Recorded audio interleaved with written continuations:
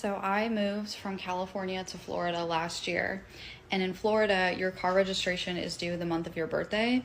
So I just got my car registration in the mail, expecting to cringe as I opened it. For backstory, in California, I was paying like $700 and something a year for my car registration. In Florida, my registration is $47.05 for 1 year for the same price of vehicle. I do have a different vehicle now, but it is the same.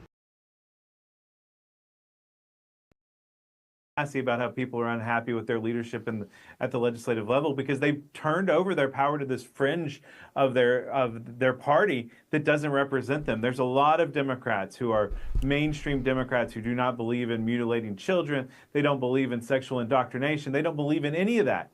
But they're being stuck into this party and they're being led by people who believe that. And I think that we're going to see more and more big wins because I don't think anyone wants to register as a Democrat in Florida because they know the party's dead. They don't represent them.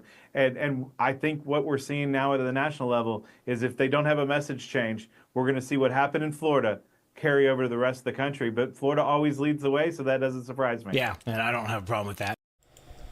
Well, I could say this, John. I definitely don't want to see what's happened here in Florida carry over to any place else in the country. Although we are seeing something similar happening in Texas where we have rhinos controlling everything.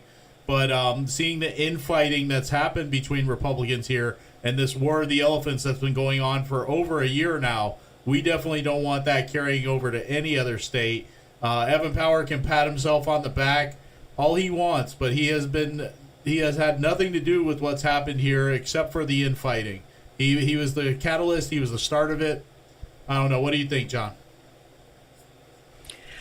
I mean, you're 100% right. It takes, imagine the gall that you must have to get up there and talk about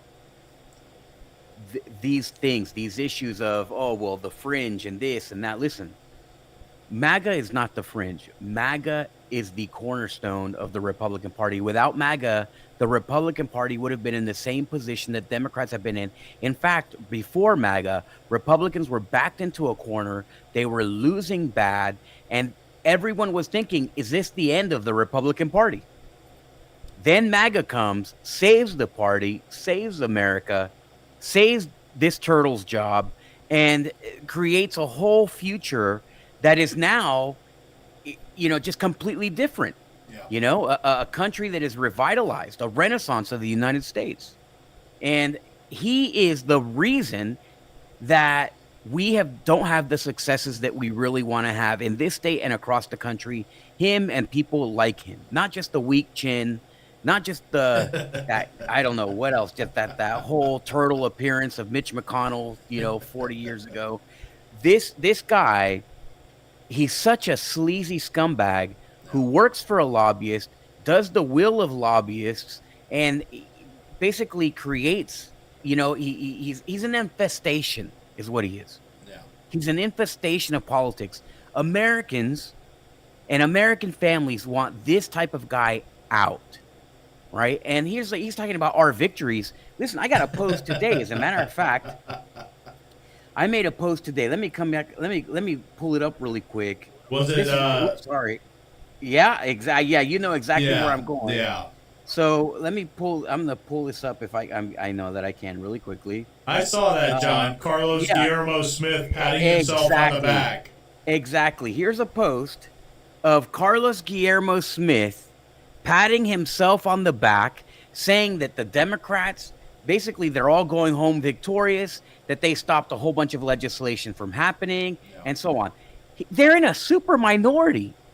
There's the state Senate. This guy's a state senator. He's an LGBTQ crazy activist. Him and his, Cruella DeVille girlfriend from Osceola County. These two are LGBTQ transgender surgery for children activist radicals. That's who they are. And they're saying that they have victory in the Florida legislature. Only 12 of them. There's only like 12 of them. There's only 12 Democrats in the state Senate. They're also a super minority in the House. So how did they come away with victories? How are they going home claiming that they have victory? Now, of course, they're not going to say we got our butts kicked, but then you look at the record of the legislature, we're going to talk about tonight, and you can see, they basically stalemated the Republican supermajority, which means that it's a victory for them, a big victory. So, this is sickening to see him. He should only get on to say, you know what? We didn't do what we needed to do. There's a lot of infighting amongst the Republican Party. I've been preaching that we need to get together, but I've been saying that, but I've been doing, my actions have been something completely different. He's like the worst part of the Ukraine and Russia war. A bunch of Slovaks who are lying, right, to each other, saying, oh, well, we want peace, we want this, but they're lying and attacking each other. That is this guy right here. He's the worst of the worst. He's been a liar. He's been a king of misinformation, more like a Burger King, but regardless of misinformation. And it's absolutely sickening. I can't stand it. It's sickening. It's just really terrible. It is. Now, let me say this. We're going to talk a little bit about what the legislature has accomplished. But the bigger story is what they have not accomplished.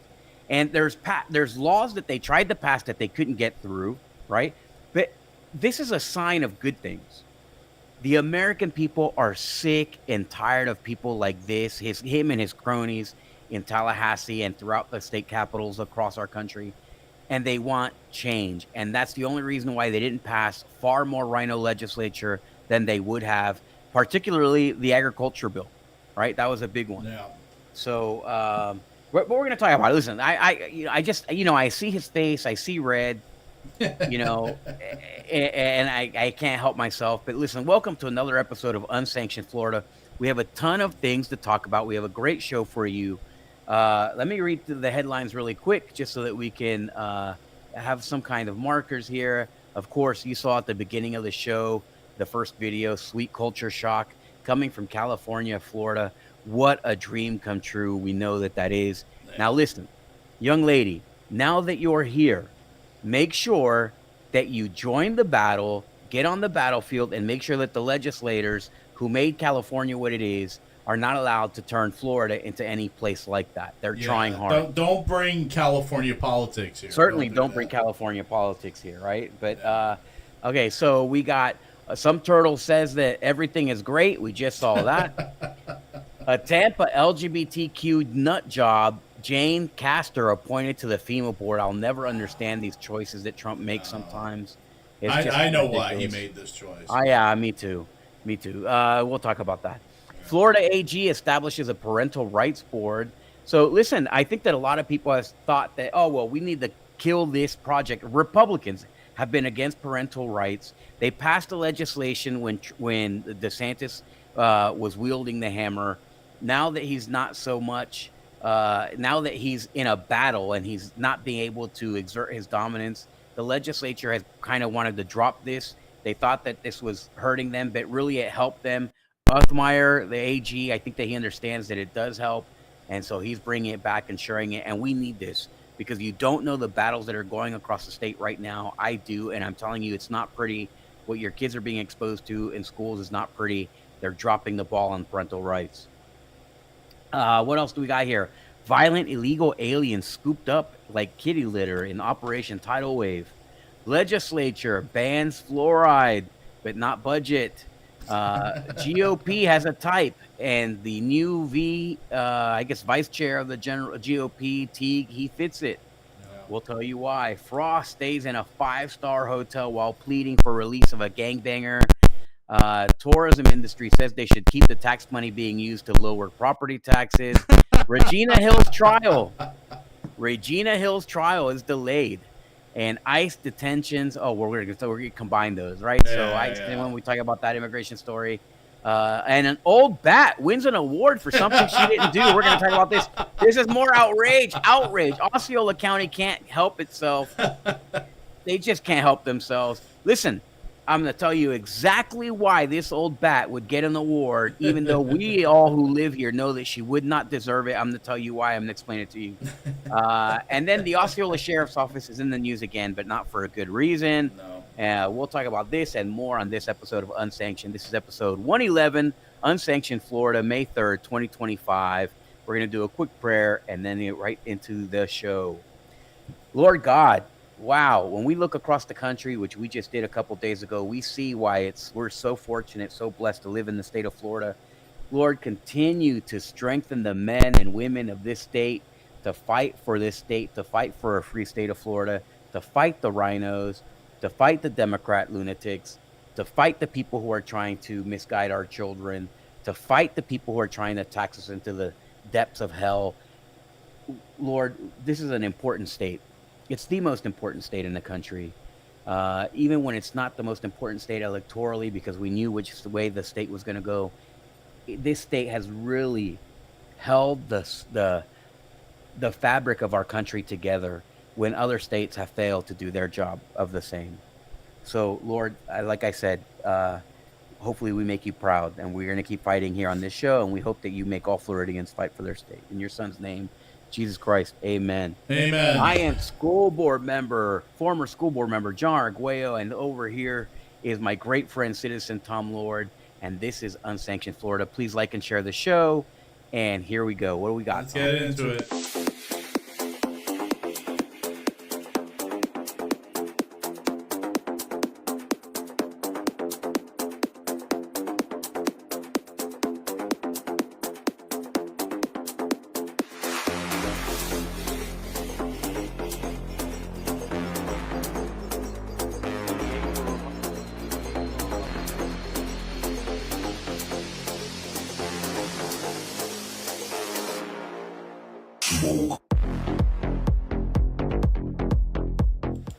All right, John. So this one, I said this before. This comes from the world of WTF. Like, how did this happen?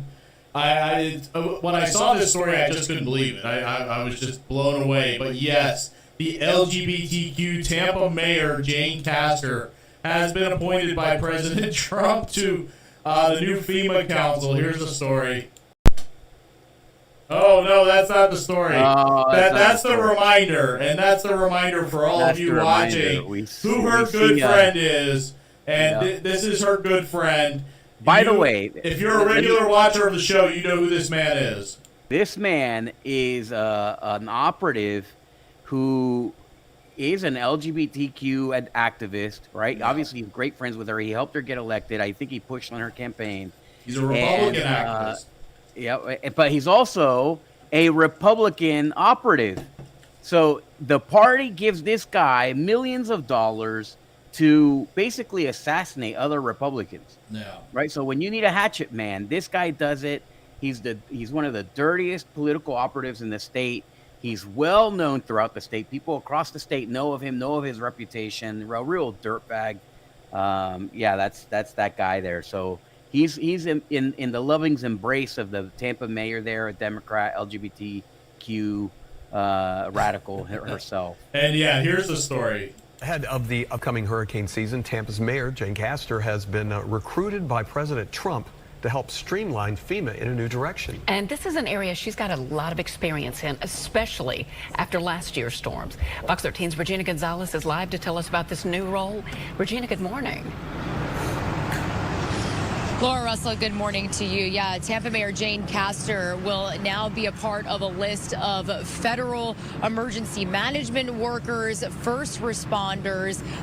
You've got also insurance experts and even governors, all from states across the country that have experienced natural disasters. They're all going to be a part of this council to try and figure out how FEMA can be more successful moving forward, because it's been very obvious that President Trump is not a fan of how they currently operate. Now, in a post to his own Truth Social platform, he listed the names of the appointed members, saying this council is, quote, comprised of top experts in their fields who are highly respected by their peers. He also went on to say, quote, I know that the new members will work hard to fix a terribly broken system and return power to state emergency managers who will help make America safe again. Tampa, obviously no stranger to the impacts of natural disasters and needing FEMA's help, especially after last year's back-to-back hurricanes. Residents throughout the Bay Area are still struggling to get back on their feet to get their homes repaired. At her State of the City address just yesterday, Mayor Castor even focused on Tampa's efforts to make the city more resilient to weather events and gave reassurance to residents the city would continue to work on helping them recover. I worked alongside our city team members and volunteers to help many residents remove their storm-damaged possessions, their lives, from homes ravaged by Helene and Milton. I've seen the anguish and fear in the eyes of so many Tampanians, and I promise you will not be forgotten. Now, familiar names from Florida on this council also include Kevin Guthrie, Executive Director of the Florida Division of Emergency Management, and Miami-Dade County Sheriff Rosie Cordero Stutz, U.S. Department of Homeland Security Secretary Kristi Noem, and Secretary of Defense Pete Hegseth are going to co-chair this council. Now, Mayor Castor actually only learned of this news yesterday. All right, yeah, enough. I mean, we know why this happened, John. We know exactly why this happened. You want to break in news here? Well, I'll say these things happen because of the connections that the leaders of this state have with the Trump administration, right? He depends on people in Florida. Florida came to him, and Florida was a big deal for him. See, I thought you were going to say something else. I thought you were going to say Susie Wiles. Well, that's where I was getting. Okay. That's where I was getting. So Susie Wiles is from Florida, right? And the connections that I'm talking about are Susie Wiles. Yeah. So she's got basically these connections, and these are her friends, and Susie Wiles is an establishment person. You would hope that she now I know if you ask her, she's going to say, I'm 100% MAGA. This is what I am. Now, here's the problem with people in politics, and nobody really understands to what degree this is the case. Politics, the political operatives, the people that you see running campaigns, the people that you see in terms of lobbyists and all that, these are not people that have any ideals of their own, okay? The way that a cockroach doesn't have anything of its own besides its own shell, okay? The shell is in lobbyists, right, and operatives, is basically the drive to make money. That's the shell of a roach in Tallahassee and in DC even. They are mercenaries. And so they'll adopt whatever it is, okay? They'll fill their shell, the drive to make money, with whatever it is that they can get attached to at the time, which wins. So you'll see a lot of people, even a lot of people that hate Trump, and I would suspect that most of Susie Wiles' friends in Florida are not big Trump people, okay? Like the picture of the guy that we just had, he's not a Trump guy. No. The state reps here in Osceola County, they scream Trump, but they're not Trump people, right? They don't like Trump. They even were against Trump. So during his primary. But how do they get appointed to these boards? It's because at the end of the day, one roach, they stick together. The roaches stick together. And that's why. And I'm not saying that Susie Wiles is a roach. I don't know her. I've never met her. But the people that she's friends with in Tallahassee, a lot of them are. And It's not just because she picked them. It's just because that's what exists, right? That's the nature of the game in Florida and in most of our states. That's the nature of the game. It's played by roaches. It's not played by smart quarterbacks. It's not played by fast defensive backs. It's not played by wide receivers with good hands. It's played by roaches. That's the skill that you have to have. That's the ultimate player on this battlefield is roaches. And so that's why she's friends with them, at least. I mean, for sure, right? That's just the body. That's the population that's up there. And so that's who she's picking. And Jane Castor is a roach. The man that she was hugging is a roach. These are all roaches. And unfortunately for our country, it's not like Trump knows them all personally, and he depends and trusts on the people that helped him win, and that's not always to our advantage. Yeah, that's the truth. That's the truth. And I'm hoping that sooner or later, President Trump will see that a lot of these picks that are coming from Susie Wiles are not exactly Not great, good. because you know that she is the reason that Randy Fine got a Trump endorsement. You know that she is the reason why a couple of these other rhinos got Trump endorsements. So, Well, I mean, Randy Fine, he was out in front. He switched sides, and I think that Trump was like, man, that's a lot of points, right? So you were 5 points in one direction, now you're 5 points in my direction.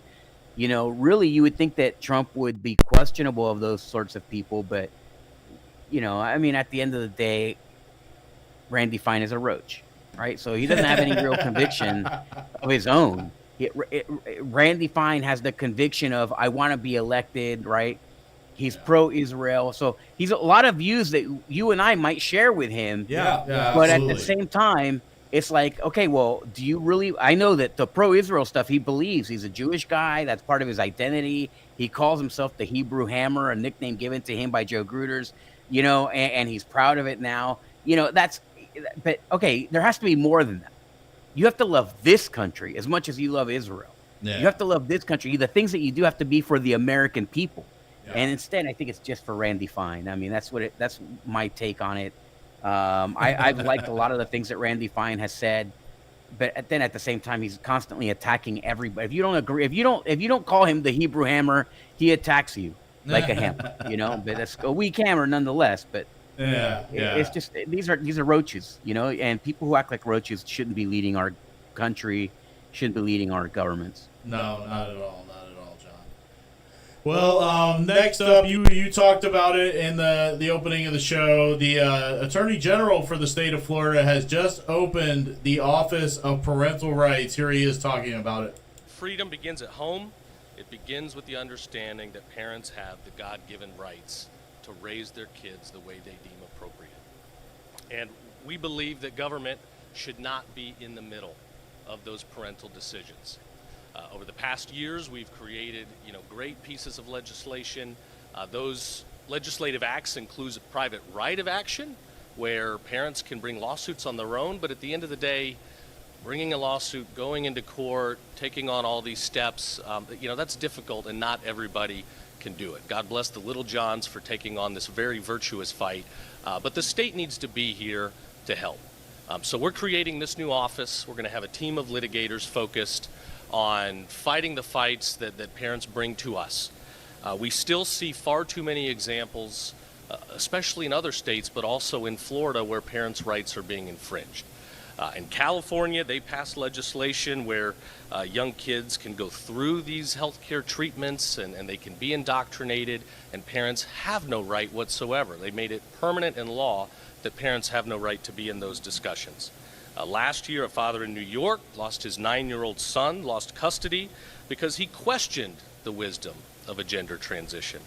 In Ohio, we saw something similar. A judge removed a teenage girl, a minor, from her parents when the parents disagreed with what was being pushed upon the child when it came to, again, this so-called gender-affirming care.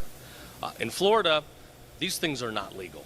Our Parents' Bill of Rights protects them. However, you still have school districts, you still have government officials that want to collect data from kids, that want to subject them to, again, treatments without parental permission. They want to impose these surveys where they ask you a lot of questions. Parents aren't involved in those forms, and then they collect the data and it's not available to parents. That's not going to fly in Florida. We are going to fight that. Your parents need to be involved in everything that you've got going on. We love the parents in this state. John, we've seen a lot of good things come out of the office of the new Florida AG, despite the fact that the media has been constantly going after him, and he's been caught up in... him. Yeah, they hate him, and he's been kind of caught up the in this Republican Party. Pope Yeah. Foundation fiasco a little bit. They've tried to implicate him in this, but I mean, other than that, I've seen a lot of good things come from him.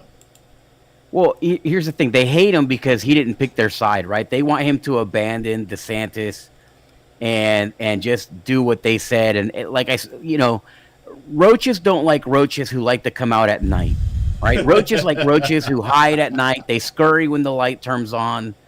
and that's what they're looking for. And Uthmeier seems like a principled guy. I've never met him. I've never spoken with him. Actually, I think I did speak with him at a DeSantis event one time, but I've never really met him. Don't really have a relationship with him or anything like that. I just, everything that he has said has been good, and seems like he's doing good as AG, and that you think that they would applaud him, but no, what they want is political hacks who will turn on their friends, who will basically kneel and bend knee to the establishment. Yeah. And I don't think that he's doing it, so I don't know. Here's the bottom line. I don't know what's going on with the $10 million. I don't know what's going on with Hope or anything like that. I haven't looked into it at all. I'm sure that we will at some point when it's been litigated a little bit further. All of the legislators knew what was going on if there was something going on. Yes, absolutely. Everybody knew what was going on. Absolutely. There's no secrets amongst them. They're all in. You think that the whole Democrat Party didn't know that Gillum loved to be toes down in a bed full of coke and drugs and male prostitutes? The whole Democrat Party knew that. Yes, they all knew that. Half of them were probably in the room with him before he got caught. So the fact is, I'm sure that Carlos Guillermo Smith was there. The fact is, these guys know what kind of people they're dealing with. And they don't like anybody who does not adhere to those principles. You can talk about God all you want. You can talk about family ideals. You can talk about all kinds of American patriotism. But when it comes down to it, when you get in that closed door, they want you to abandon all of that. And they want you to bend the knee and kiss the ring of the establishment leaders. And that's it. If you don't do that, then you're screwed. And to me, that's the impression that I get with Uthmeier. But I can't complain about anything that he's done. If he turned around and he started doing some kind of shady stuff, I would obviously admit that. I don't have any, any reasons not to. It just seems like, man, he's doing such a good job as the AG. If we had a real Republican legislature, you'd think that they would leave him alone and allow him to continue the work, right? But instead, they're attacking him. They want him to go down because they just see him as a DeSantis ally, and that's it. They can't get past that. They can't get past the fact that, he's on not the same idealistic side or loyalty side as they are in terms of the Republican Party. Yeah, that's true. Which the Floridians are not, right? No. The grassroots Republicans are not.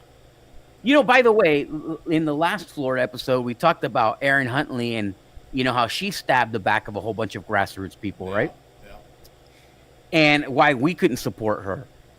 And I saw some posts about that fight. We kept saying, okay, there's going to be a lot of people that get upset, right? And there was a lot of fighting about that. And people were saying, oh, well, I love her. She's not what they say she is, and blah, blah, blah, blah. And here's a good article instead of a bad article about her, whatever. Yeah. Listen, I care. When I'm electing somebody, I care about somebody's integrity. If you abandon your friends, right, for any other reason besides they are morally incorrect, then I'm not going to like you. It's going to be hard for me to be a friend of you, right? It's going to be hard for me to be a supporter of you. And there's nothing that the grassroots Republicans did that was ever immoral or bad or anything like that. She abandoned them out of ambition. That I cannot respect. No matter what she tells her friends out there, that happened. Why? And that's why they love her. That's why Evan Powers loves her. That's why Bill Helmick, they love her. Why? Because they know, man, this fast she abandoned her principles. This fast the ideals went out the window. This fast her allegiance to her friends, disappeared, evaporated. And now she's left with, well, I'm a part of the establishment. So I really just... to those people that defend her, John, I all I can say is this. I mean, I've seen firsthand, you've seen firsthand, and many others that we know have seen firsthand the things that she's done that have proven to us that she has sold out. So, I mean, you continue to defend her, but it's going to become more clear and more evident as time goes by that she is sold out. I mean, Yeah, I mean, how far are you going to let her? Don't believe us now, but you'll see it. You'll see it for yourself. Yeah, like that old Arnold Saturday Night Live, the weightlifter things, like, believe me now, hear me now, and believe me later. Yeah. Well, you're going to see. You're going to see. She's gonna leave her friends for her ambition every time. It doesn't matter how good of a friend you are now. When it comes down to voting, She's going to be your friend. She'll answer your call. She'll do all that stuff. But when it comes down to voting, she's going to do what she's told instead of what's in the best interest of the American people. She's never going to be like a Second Amendment, right? She's going to be one of the people that you can be in the Florida Republican Assembly on one meeting, and you can be the most pro Second Right amendments, pro Second Amendment rights, pro parental choice. The minute you get into Tallahassee, you're like, well, not everybody should have a gun, right? That's what we see happening. Yeah. That's what we see happening. Things that people are saying things that they would never say to their constituents. Or they won't say it until after they vote that way. They've been told by the party that they have to go a certain way.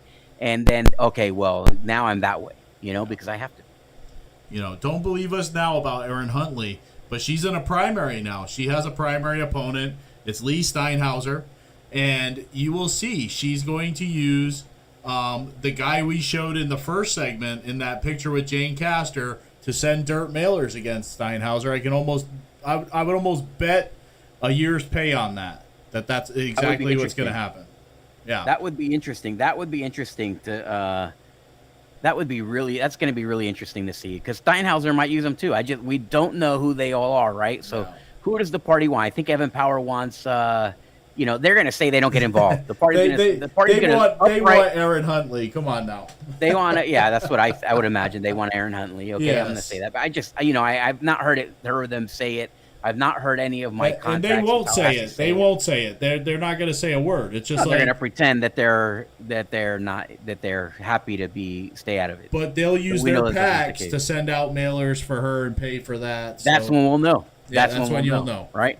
When the PACs come out, when the PACs start sending out mail, look at the PACs and listen. All of you voters out there, right? Because grassroots people watch the show, right? When you get those mailers. Look at the disclosure on the bottom or wherever it may be. Go look them up and find out who the chairperson is, and then go into their donation. Yes, and look who their treasurer is. And look who their treasurer is, of course. Same treasurer, yeah. It's probably the same guy.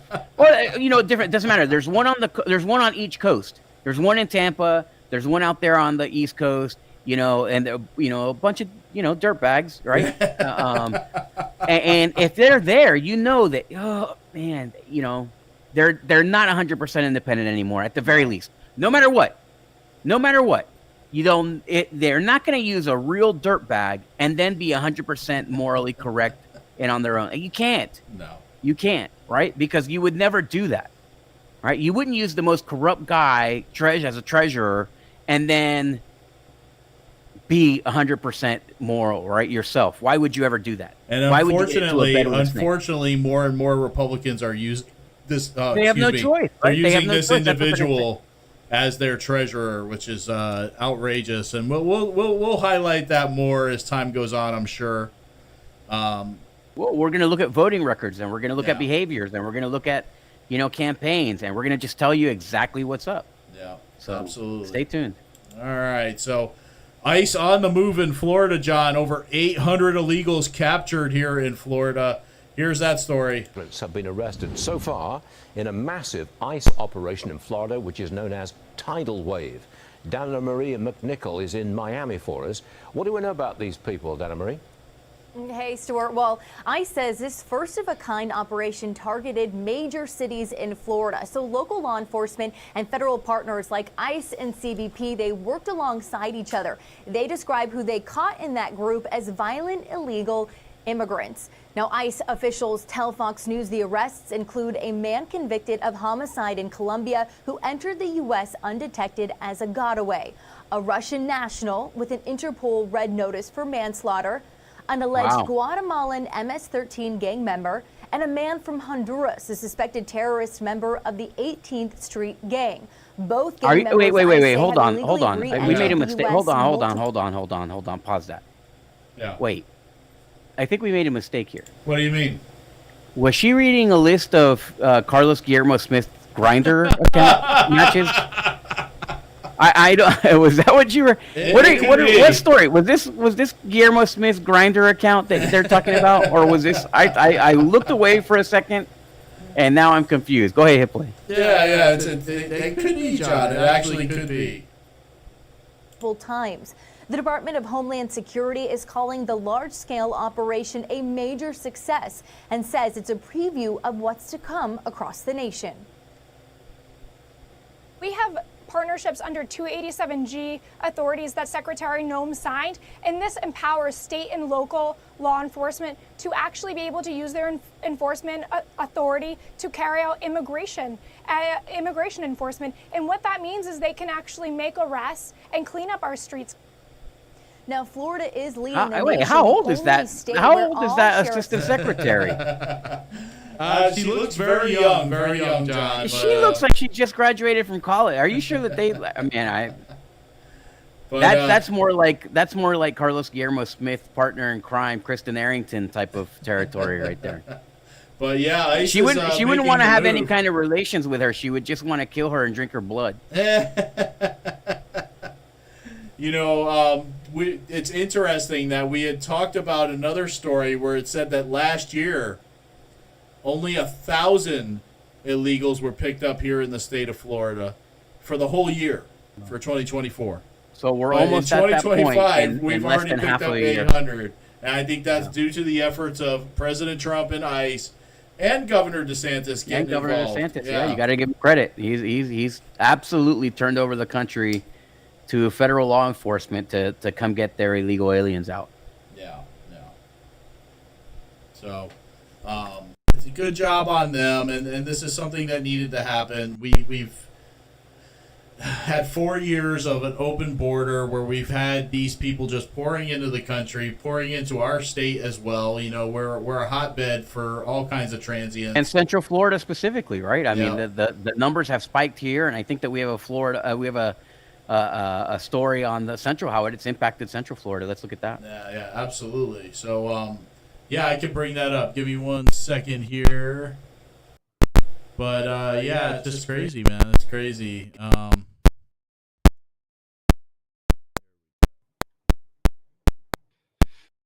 Now imagine these were violent illegal aliens, right? According to the to ICE. Yeah.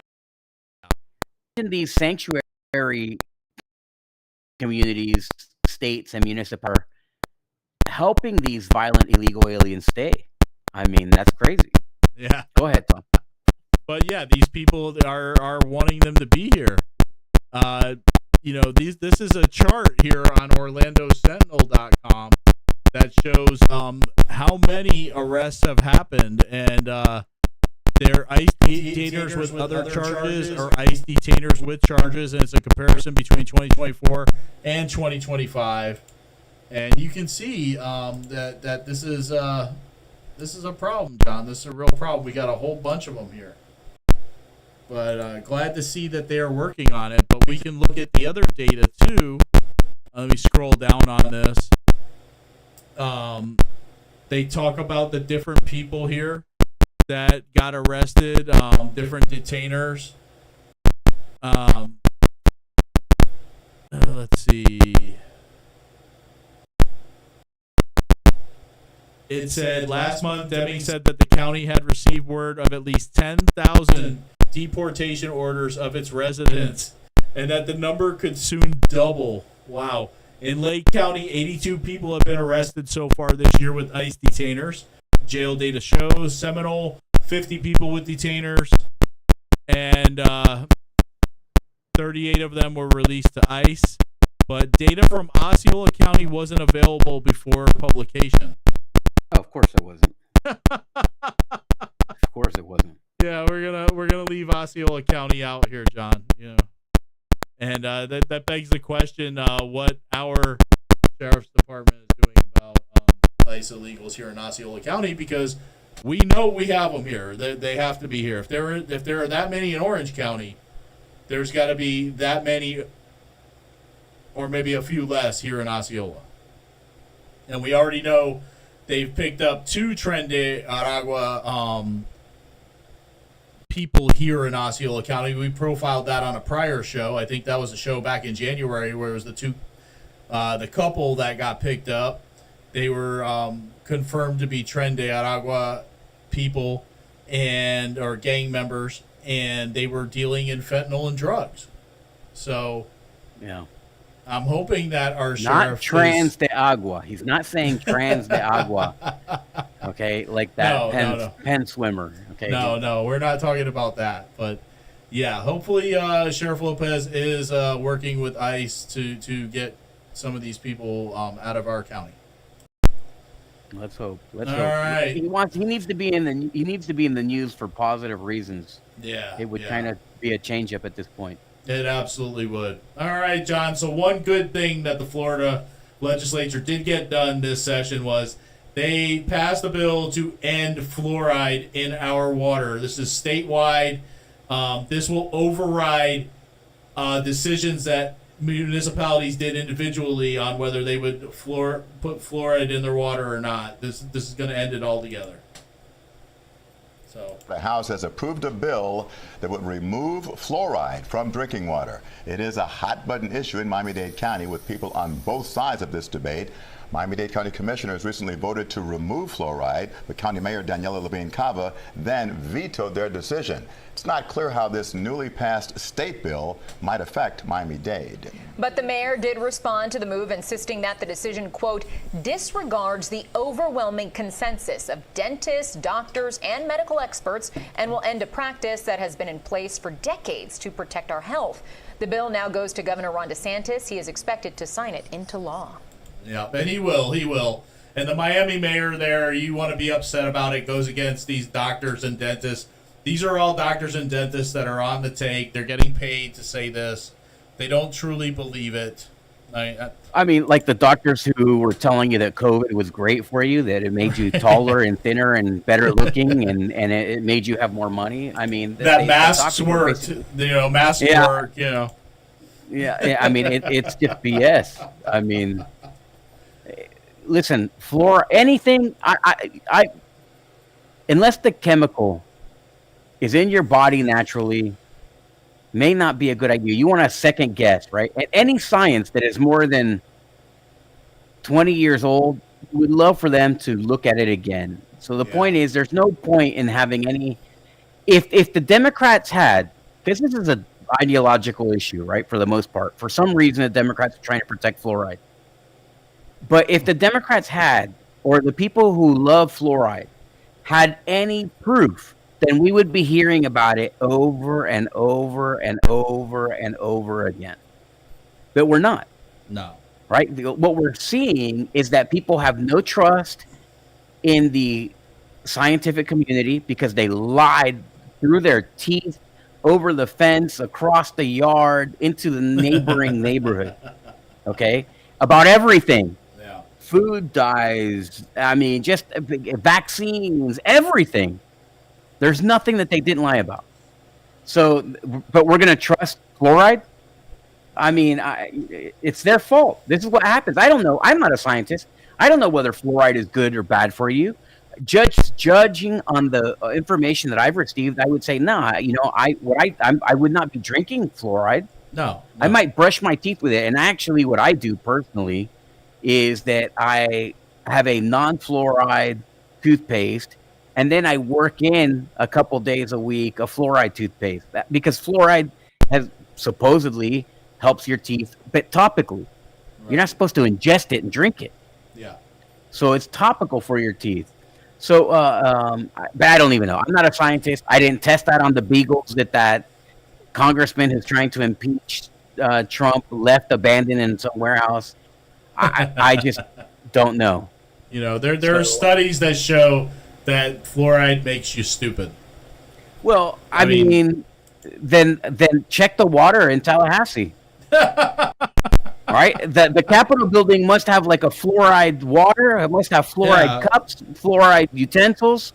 They serve you on fluoride plates, and then they sit their asses in fluoride leather. Yeah. So, I mean, I think it's too late for a lot of people. It really is, John, and this has been going on for a long time, but we've seen, you've seen so many problems with society that have happened over the last 30 years plus. And we saw in the video from Unsanctioned America, that whole battle that was happening at Carnival Cruise Lines. I don't know why anybody, they would have to fight with me like that to put me on a Carnival cruise ship. nonetheless, here they are. I mean, blame it on fluoride. It's the degradation of society. Degradation of society. That's what it comes down to. We've seen the degradation of mental capacity across America, with mental illness running rampant. And we've talked about this multiple times over the show. We don't know exactly what has caused it, although I feel that vaccines have definitely played a part. These different drugs they feed kids have played a part. And I wouldn't doubt that fluoride in the water has played a part in this too. So, well, sir, our IQ.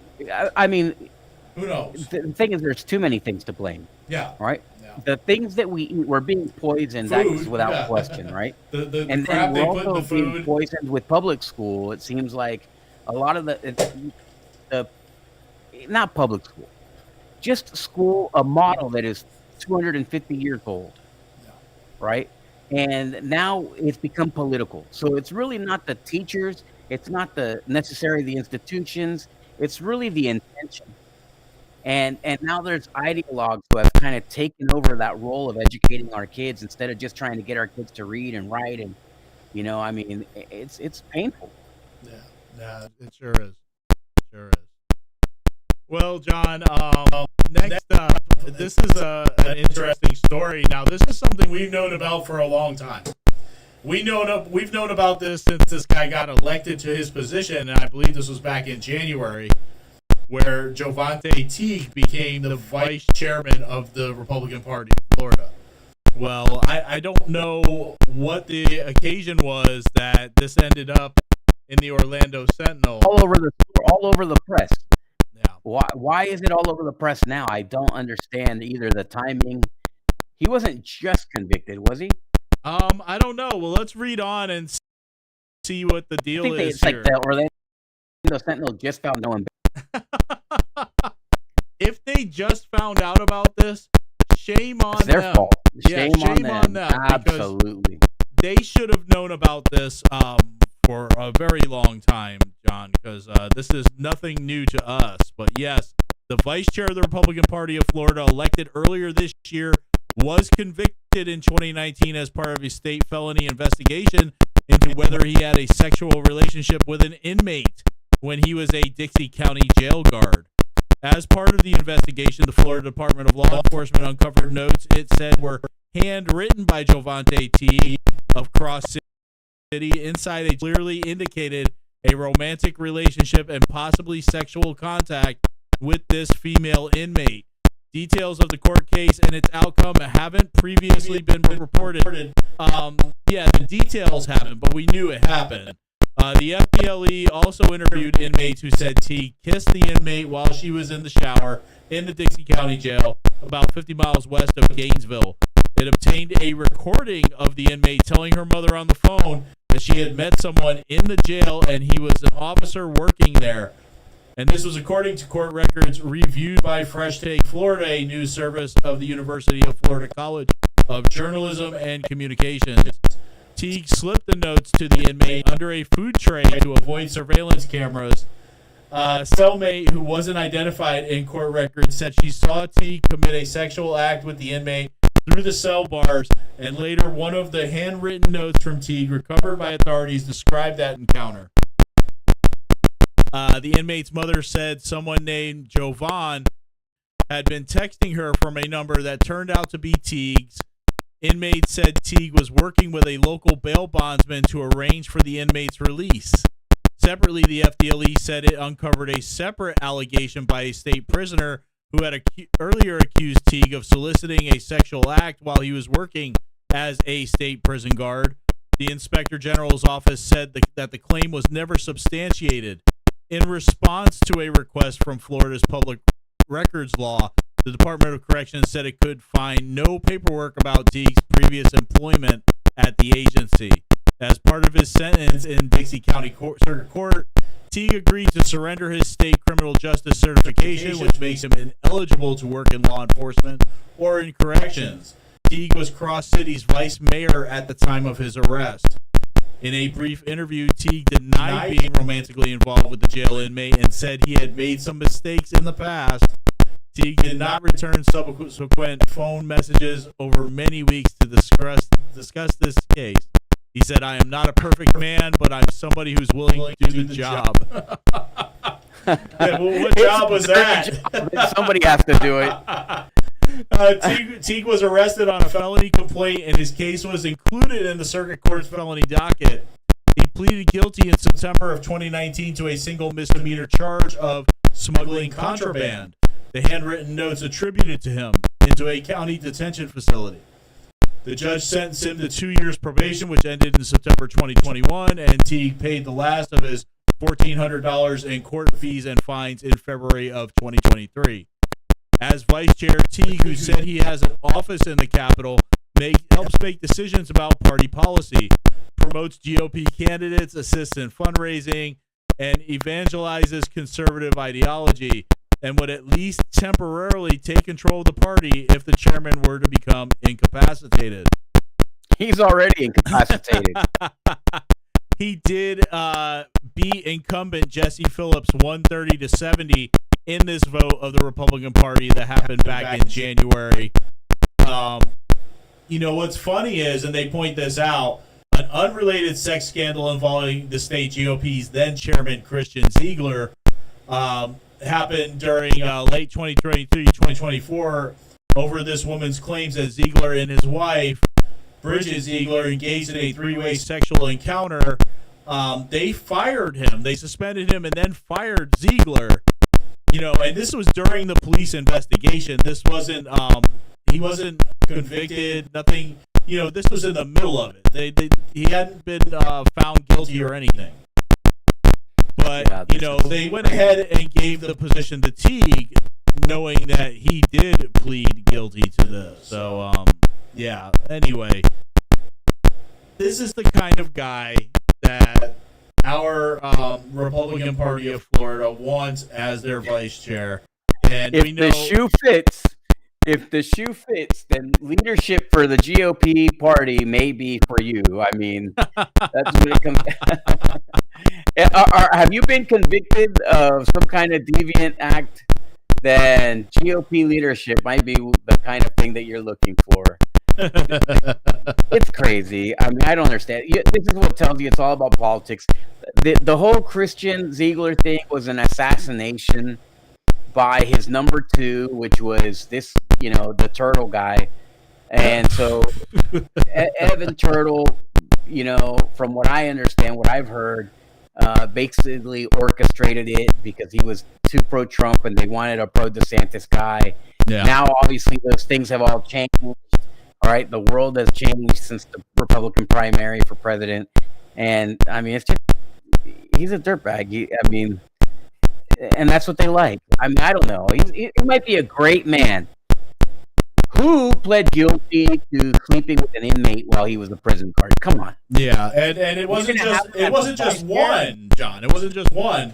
There was a second complaint that he tried to make advances on another inmate. So it's just crazy. It's crazy. We know that Evan Power had at least one DUI, right? Recent, yeah. not something deep in the past. Like, you know, this was recent. And I mean, we had like Christian Ziegler, 2020 or something like that, 2019, yeah, something like that. Yeah, and then we had Christian Ziegler who was having three-way sex with him and his wife and another woman, despite the fact that him and his wife were out there promoting conservative Christian values. Can we not find complete scumbags to run the party here in Florida? I mean, it seems like Christian Ziegler was the least of all of any scumbag at the GOP. I mean, okay, he might have been having threesomes, but at least it was with his consent. Consensual with his wife. Whatever arrangement him and his wife have, that's between them, right? Yeah, that's this true. This guy is sleeping with a prison. Unless you listen to the woman that they were involving in that three-way affair, and she was the one making these accusations, but they were also saying she was a drug addict. So, I mean... Yeah, I mean, that's... Okay, I'm not saying... Bad judgment. I mean... Okay, bad judgment, exactly. Certainly bad Super judgment. Bad judgment. Maybe not the most... virtuous, whatever guy, whatever. That's why I say, John, when Evan Power is talking about we want to replicate what's happening here in Florida and other states, not to mention that our party is full of scumbags at the top.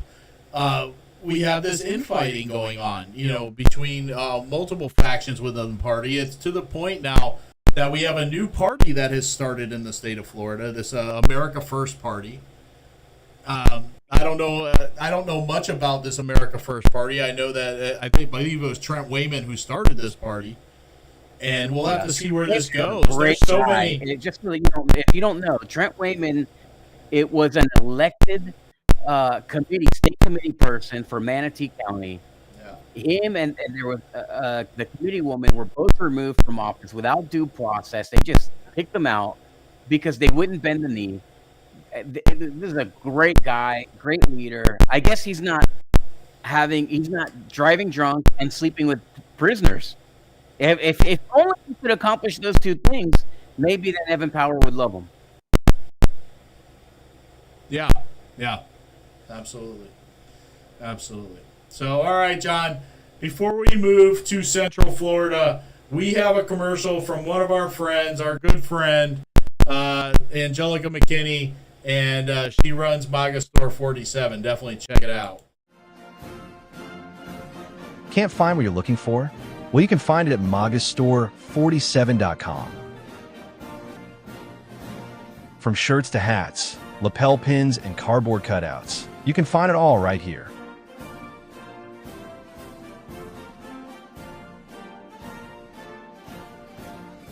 Go and visit magastore47.com today.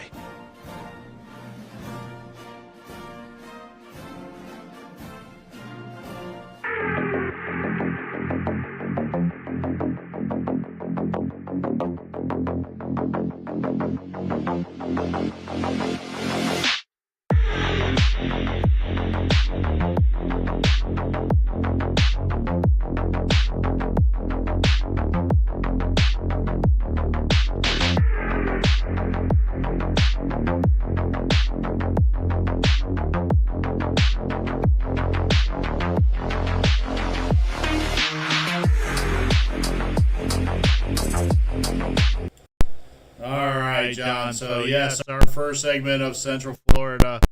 And this is crazy. You alluded to it at the top of the show.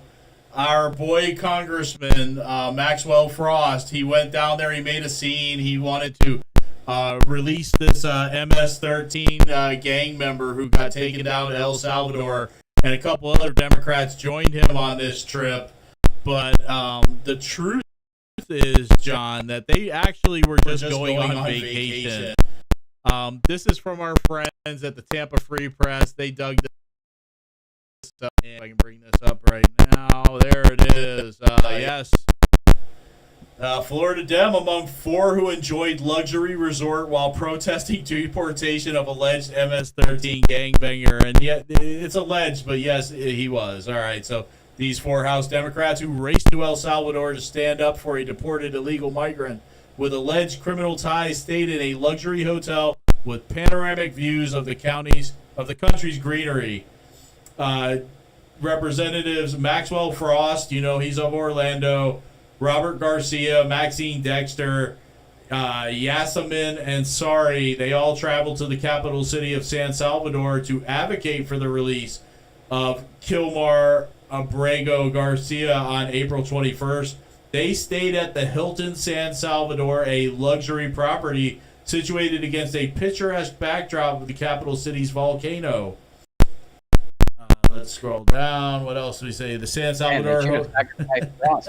Yeah. Thrown them into the volcano and sacrificed them for their pagan god. Remember that movie? What was that movie? Joe Meets Volcano or something like that? Yeah. Joe versus the volcano. The San Salvador Hotel boasts rooms with scenic views of the capital city's landscape and an outdoor terrace where guests can enjoy margaritas and dine on local culinary treats, including made-to-order pupusas. The hotel is described as providing a tranquil retreat for those seeking comfort and convenience. That is according to Hotels.com. Google rates the property a 5-star hotel. House Republicans' campaign arm sharply criticized the 4 Democrats for taking a tropical vacation during a congressional recess period when lawmakers are given time to spend in their districts. And this quote says, House Democrats booked their tropical vacation to El Salvador in the lap of luxury. This is Ben Peterson of the National Republican Congressional Committee. While the American people suffer the consequences of the Biden border crisis, important illegal immigrant crime, and fentanyl, these Democrats demonstrated again they are completely out of touch with voters. And yes, that is completely true, John. They are completely out of touch. And I just they're not even. They're I just brought up the wrong screen. I had it over on my messenger. Oops. All right. Anyway, they're not even close. They're not even close. But this is what they were actually doing, because President Bukele already said that he was not going to send this guy back. So you 4 Democrats going down there, including you, Maxwell Frost, you went down there just for a vacation because you knew Bukele wasn't going to send him back. It's not his district, and Maxwell Frost, in the grand scheme of things, is infinitesimally small compared to this problem. He's irrelevant. There's no point for him to go down there. What is he going to go do? Nothing. They were just going for vacation. And I hope he enjoyed his vacation. I hope that Orlando voters wake up and realize that this guy is a fraud. There's nothing that he was doing down there that was going to accomplish anything to get Kilmar out of El Salvador. That's his home. Of course not. Yeah, and Bukele said he's not sending him back. So I hope they enjoyed their time down there. It's too bad they didn't stay. It would have been a relief for Central Floridians. Not only did they waste their time down there, but since they've been down there, look at all the stuff that has come out regarding him and his behavior.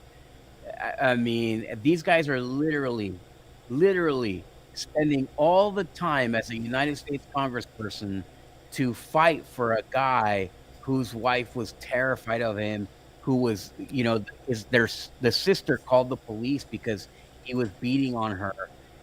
I mean, it's atrocious that this is how the Democrats waste their time defending this kind of guy.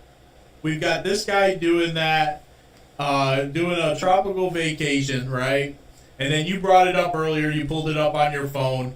We have Carlos Guillermo Smith celebrating their wins in the legislature. The Democrats' wins in the legislature, which is crazy. And the only reason why he would do that is if he knows something we don't know, which is that absolutely. That they have some kind of deal with these rhino Republicans. And we have a comment from Thinking Grandma. She says, "Who can be surprised by the grifters grifting?" Absolutely. Yeah, who can be surprised? That's what they do. That's exactly what they do. That's what Maxwell Frost does. He is a grifter. He's a troublemaker. He latches on to trouble and follows it and feeds off of it. He wants to be a celebrity. His whole aim is being a celebrity. He wishes he had the talent to be a rapper. He just doesn't, So, he's down there enjoying pupusas at the expense of the American taxpayer. It's disgusting. Yeah. He's a disgusting guy. All right, John. So the tourism industry is a little bit upset, John. I found this story to be amusing. Let me bring this up. This legislation. And by the way, this legislation did get passed. It did go through. Is all right. They're sounding the alarm. Florida's tourism industry leaders are raising concerns over proposed legislation. Now that legislation has passed, by the way, like I said, dismantle the existing tourism promotion infrastructure. Florida's tourism industry is one of the largest drivers of the state's economy, generating billions in tax revenue and supporting hundreds of thousands of jobs. These industry leaders are warning that redirecting funding and promotion could reduce and weaken that vital stream for the state. These two bills, House 1 and House Bill 7033, aim to dissolve the tourist development councils and instead redirect that tax revenue to offset property taxes. Under HB 1221, counties would have to reapprove their tourist development tax every 8 years or lose it, making funding for tourism promotion more unstable or uncertain. Supporters of the proposal argue that shifting the revenue towards property tax relief would ease the financial burden on residents. But tourism industry leaders warn that cutting funding promotion industry and threaten a critical source of income for the one said they are sounding the alarm, while another said the changes could put Florida's tourism economy on a never-ending trend. Certain. Wow, that's pretty dramatic. Yes, it's very dramatic, John, and we talked about this in the show prep. This is these are other grifters. These are people that are worried about losing their honeypot. This is their honeypot, this money. And we talked about it. We don't need this money to promote Florida tourism. The municipalities can fund their own advertising. They don't need the state to do that or some state committee or council to do it. Orlando has been the #1 tourist destination in the world for years and years and years. It doesn't need any promotion from these people. Well, it certainly doesn't need it the way that they're describing billions. If whether you're talking about Floridians, giving Floridians a tax break, property tax break, or giving the money to the tourism industry, the tourism industry is responsible for promoting itself. I'm not necessarily opposed to spending a little bit of money from the state saying come to Florida, but now it's become a gigantic thing. I'll tell you one thing that they should do is stop the toll roads. Somebody might assassinate me for saying that. CFX, Brandon Arrington, but at the same time, that's what we should do too. That would be a tremendous tax. There's no reason that we should be paying tolls on these roads that have been paid for generations, and we're still going to be paying for them in perpetuity. It's BS. I mean, if you're gonna, it's one thing to make it a dime or a nickel or whatever, make it electronic so that it's easy, and you pay a dime or a nickel for the upkeep of the road. But to be paying $5 or $6 like this is New York City, that's why people are leaving. Just like the story at the top of the show where we had somebody paying $700 in registration a month, and so these industries need to get used to whittling down their dependence on the taxpayer. If you cannot survive on your own, then don't exist. And if you get help, because we paid for those roads, right? How long are we supposed to pay for those roads? Now we're paying for the people who are running the road. We're paying nothing but a bureaucracy to watch the road. And they have so much money. It's not about a road. They don't need it anymore. Yeah. But we're still building toll roads. It's a ripoff. And I wish that someone would, take that on. It'd be great if maybe Uthmeyer went and did an investigation, a Doge of CFX. Yes. That would be, I think, a very, very valuable way of spending that time. Not only CFX, but the Central Florida Tourism Council and Experience Kissimmee and all these other the Education Foundation. Look at these entities, because this is what we're talking about here when we're talking about the Central Florida Tourism Council and millions of dollars that they get to try and promote Orlando and Central Florida. I mean, could you think of a bigger waste of money? I mean, really? Yeah. I mean, big, giant waste of money. So, anyway. It's exactly what it is. It's, maybe I wouldn't say as strongly as a waste of money. I think that 75% of how they spend the money might be a waste, right? Yeah. But what's a waste is the productivity, where we spend money on people that don't need it, number one. The tourism industry does not need money to promote Florida. They could spend the money themselves to promote the Florida. What they're trying to do is we're basically adding to their profit by having the state make up what they would have spent themselves, right, to be profitable. That we shouldn't do it, especially because it's such a low-wage state. If they were paying, like if this was a high-paying industry, and if you were a front desk clerk at a hotel, or and you were making $80,000, $90,000 a year, okay, fine. Let's let them keep paying their employees, because those people are spending money, right? Instead, it's like you're getting paid $15 an hour to work the front desk, so it's just for your profits. No, F that. use the money that you get in your profit, use your profit margin, budget the marketing, budget the advertising, and go that way. You know, some of this money funds those little buildings, you know, that you see on the side of the road that say, Florida tourists stop here and stuff like that. Yeah. This is unnecessary at this point. It's completely, totally unnecessary. We don't need it. A lot of these places, they do waste money, John. They waste tons of money. And Disney does a good enough job. Universal does a good enough job. And the places that are surrounding them doing a good enough job, you put your flyers in the hotel, and that's where these people get the information about you. You don't need anybody else promoting you or doing anything like that. I'm sorry, but anyway. Not to this size, anyways, but especially not to this size. Where you have gigantic board. Fred Hawkins sat on that board here for Kissimmee. What is it called?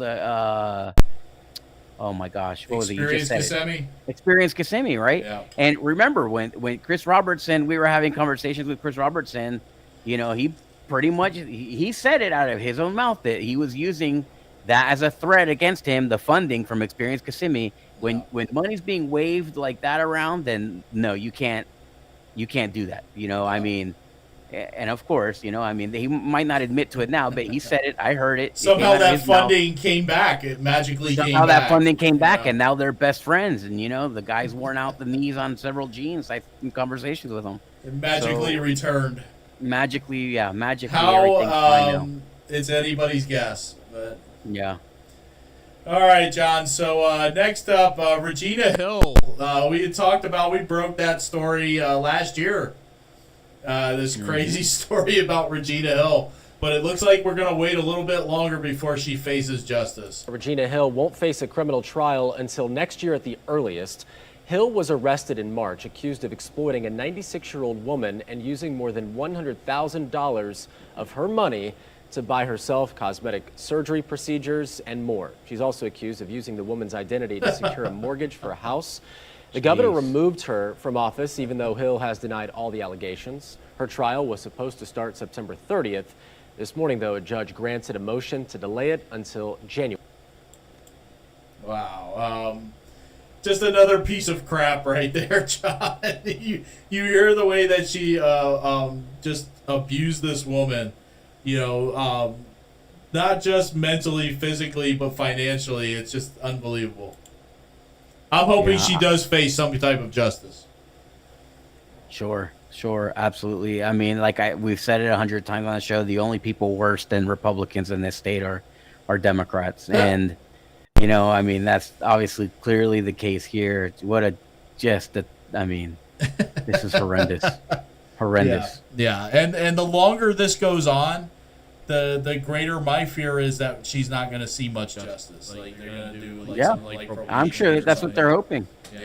Yeah. She's probably hoping that the lady passes away while she's waiting for justice. But the estate sad but true. But that's probably what it is. So it's just crazy. But hopefully we will see Regina Hill face some kind of justice, not just some probation, because what she did was truly terrible. Just unbelievable. Anyway, all right. So yes, our Osceola County Elections Office got some national recognition, John. And I find this completely outrageous. Outrageous. This elections office would receive any kind of national recognition. But yes, it seems to be the case. Here we go. The Osceola County Elections Office receives national recognition for voter education, early voting map, and sample ballot integration. And that's not her. Oops. Get out of here. All right, so that's not her. I don't know who that woman is, but that's not the supervisor of elections. But anyway, the Osceola County Supervisor of Elections Office has earned an honorable mention in the 2024 Clearinghouse Awards, recognized alongside just 3 other counties nationwide. Each year, the U.S. Election Assistance Commission reviews entries across 8 categories celebrating excellence in election administration.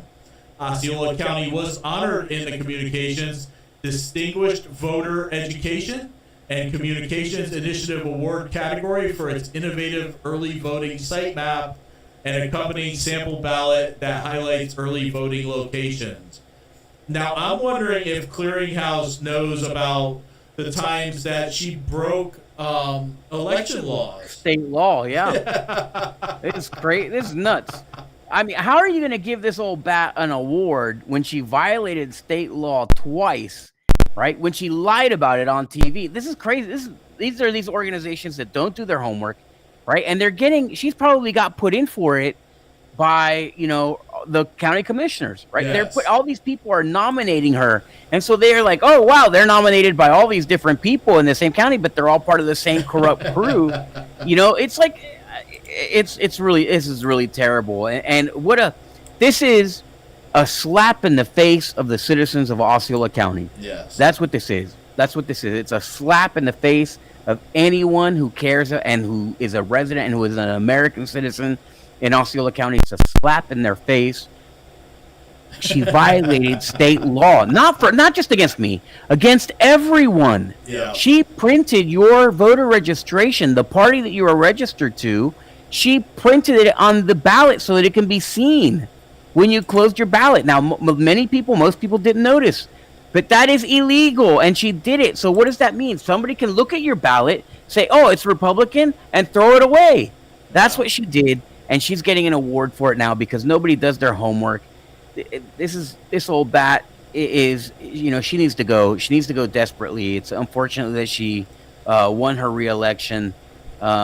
People just don't pay attention, and that's why this woman's winning an award, because people don't pay attention. Yeah, it's just unbelievable to me. And I kind of looked up who Clearinghouse was.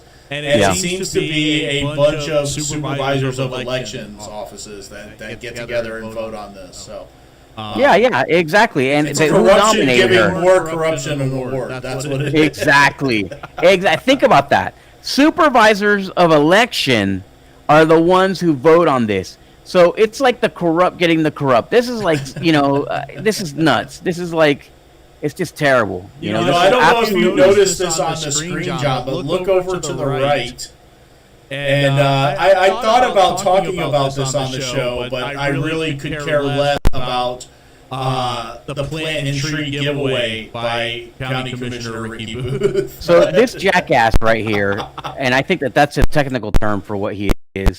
This jackass and his jackass brother, Brandon Arrington, they both had this tree giveaway thing, and then they're like, oh, say thank you for me giving you a tree. No, that's our taxpayer money. They're giving you a tree. They're giving you a bribe to vote for them. Remember them.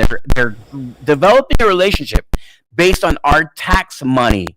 They take our tax money and they buy a gift that they can give the citizens who aren't smart enough to do their hard research on who funds these idiots. And this jackass right here, and the jackass in my district, District 3, Brandon Arrington, both of them are just robbing the people blind. They're using our taxpayer money to campaign. They made a career out of it. They're proud of it, and and that sack of cow manure in your district, that District 5 sack of cow manure. He tried to put his picture on a scoreboard at the schools. I wouldn't be surprised if it's up there now. I'll have to go by there and check when I have a chance, because our youngest is still in that school, so we'll have to see. But yeah, you got to check. I did see that they did run a story that it went very well. He gave out trees and plants at the St. Cloud Monthly Market this past Wednesday, and this is the first time I've seen Commissioner Booth get involved in that arm of Osceola County politics, the giveaways, or at least the plant and tree giveaways. I've never seen him do that before, but now all of a sudden he's giving away trees and plants. Like because he thinks it works. Arrington, all the other ones. So good for him. These guys are dirt bags. In Osceola County, they're big dirt bags. And the last thing, and I hate to bring this up again because we kind of moved off, but it just blows my mind that anybody would promote Mary Jane Harrington and say what a great job she's doing over there. I mean, no. I'm not talking about the people that work for her. I'm talking about her individually. because we know so much of what she's done. She's been in the news for all the wrong reasons here multiple times. Give me a break. She's the worst. She's the worst. She's an embarrassment. She should be ashamed of herself. She should be embarrassed. She should resign in disgrace. And instead, but they're corrupt people. They don't know the difference. No. They love it. All right, John. So the Osceola County Sheriff's Office is in the news again, and for all the wrong reasons. So on my way to the call, I see this BMW going like 100 miles per hour, swerving, not putting signals or anything like that, not stopping at the stop sign, and it's a deputy from our county. Who is it? Gabriel Garcia. Back in 2019, law enforcement sources tell News 6 former Osceola County Sheriff Russ Gibson fired Garcia for speeding in his patrol car. Deputy Gabriel Garcia. 2 years later, during the COVID-19 pandemic, current Sheriff Marcos Lopez rehired Garcia and recently promoted him to sergeant. Yeah, that's Gigi. Okay. What's he doing? He's driving crazy? Yeah, it was going like more than 100 on that BMW. Okay. Let me call you right back. 10-4.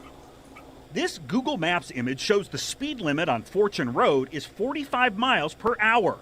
Under Florida law, a mandatory court hearing is required for anyone cited for exceeding the speed limit by 30 miles per hour or more. But instead of a speeding ticket, Garcia was issued this written warning, not for speeding, but for careless driving. Now, following that traffic stop, I found out that the Osceola County Sheriff's Office launched an internal investigation. During that investigation, the deputy who stopped Garcia testified that he did not have a radar and could not prove the exact speed. The agency says Garcia was later suspended for what they call unbecoming conduct, but a spokesperson would not tell me how long he was suspended. Well, it wasn't that long, John, because he's back on the job. But yeah, it was very interesting that Gibson fired him for reckless driving and speeding. And I understand that during the pandemic they were having issues getting, getting deputies hired on. So they probably, I'll give Sheriff Lopez some credit. Maybe he was looking just to. He needed cops, right? He needed cops, so he was just hiring, but. Here we go again. The guy's doing the same thing. I mean, this is pretty bad too. Going 100 in the 45. Down Fortune Road. Down Fortune Road. I mean, that's really bad. It's not like that's just incredibly unsafe. For him to be doing that just makes no sense. And I just, I don't know. I feel bad for him. I feel bad for this cop who's going to get in trouble because it's all over the news. You know what I mean? Yeah. It's just bad. Yeah. And, at the same time, John, you got to follow the law. And you have to be the example, especially. Well, I don't mean the cop who was speeding. I mean the cop who's going to get in trouble for basically giving him a ticket, a warning. Okay.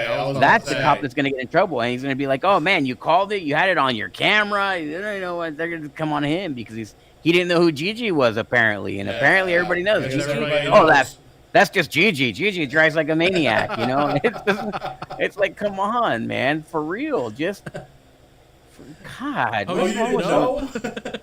Oh, you don't know? That's just Gigi. Gigi. Gigi's always on.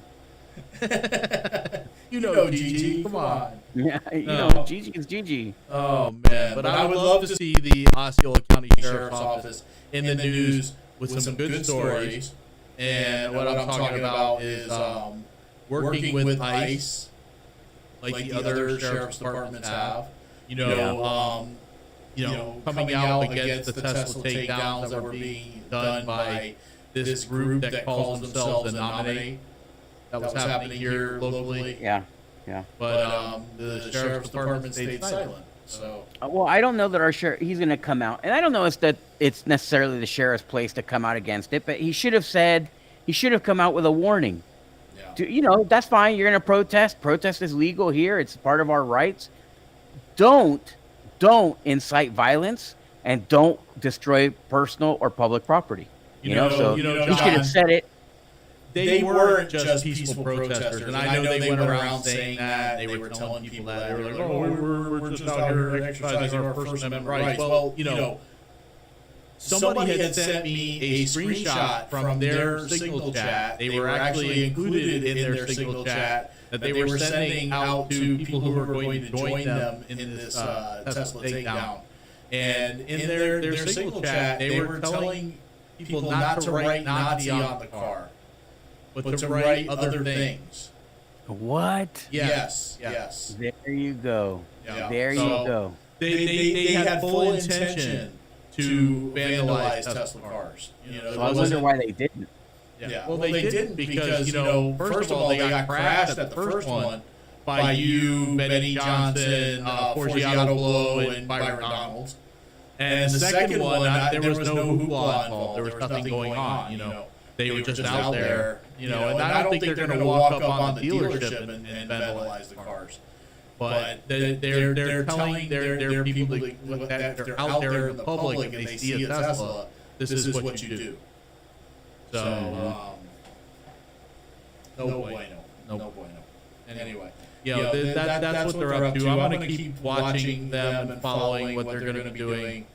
And, you know, the last I heard, they were going to be standing outside of an Aldi to praise the Aldi. Yeah, they're going to praise the Aldi. Praise the Aldi for keeping DEI policies in place at Aldi. Oh my gosh! You know, I mean, it's idiotic. It is. It's It idiotic. absolutely is. All right, John. Well, that's it. That's all we have for the show tonight. We are ending at an hour and 30 minutes. 30 minutes less than that last show. That last show we went pretty long. Yeah. Well, thank you, everybody. Tried to keep it short. Thank you, everybody, for watching. Thank you for spending time with us. On behalf of myself, former school board member John Arguello, my great friend over here, Citizen Tom Lord, God bless you. Take care. We'll see you next week for Unsanctioned America. And have a great night. Please like and share the show. Well, I mean, I was entertained, to be honest. I think it is rich beyond measure. The fact that a school board member that has tens of millions of dollars of conflict of interest before this board has the courage to come up here and talk about anyone's behavior. If anyone should be ashamed of themselves, sir, it should be you. And I'm in favor of you being able to speak your mind, no matter what. That's how we get. You know, remember when we were kids, right? And you had a problem with somebody, and then your dad would kick you out to go fight with that kid, and then you shake hands, then you go home, and then you become friends.